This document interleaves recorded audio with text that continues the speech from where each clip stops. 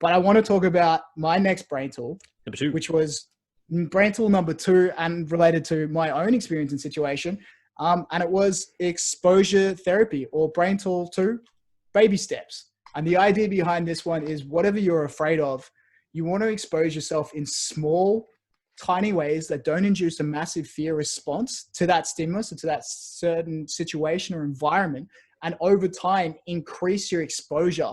And what this does is it kind of rewires your brain and retrains your brain to decrease that threat response in response to this situation or circumstance. And I'll give you a personal example.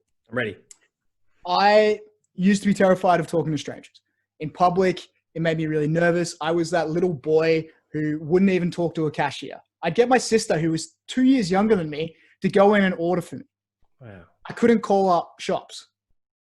I really couldn't engage with people who I didn't know. I was terrified. And I knew this was a bit of a problem for me. So when I started going through university and acknowledged that, hey, this is definitely not a way I can go throughout life. I don't have someone there all the time to talk to random cashiers for me.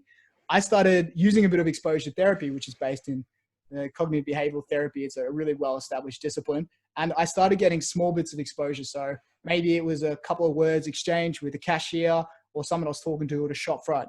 And then I'd expand that out to a couple more words the next week with some people at like a bus stop or a train stop. And eventually, over time, I exposed myself to the point where I was having casual conversations with people I'd never met.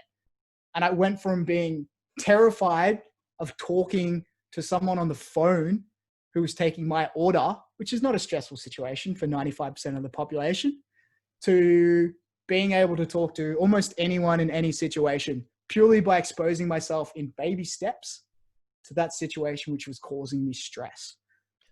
That's huge, mate. I mean, I'm going to be honest with you and level. I didn't know this, but No, it's pretty nuts to think like we're doing a podcast now. We're having conversations. I see you interact with other people, and the fact that this was something that was pretty crippling for you, it really surprises me. And I think that raises a huge point, which is like, we don't, just because people have an outward appearance doesn't necessarily mean that's consistent with what's going on inside. Totally agree. And I know this to be true with so many people I know who appear externally confident, but are often dealing with debilitating fear or anxiety, as I was in that situation. And this really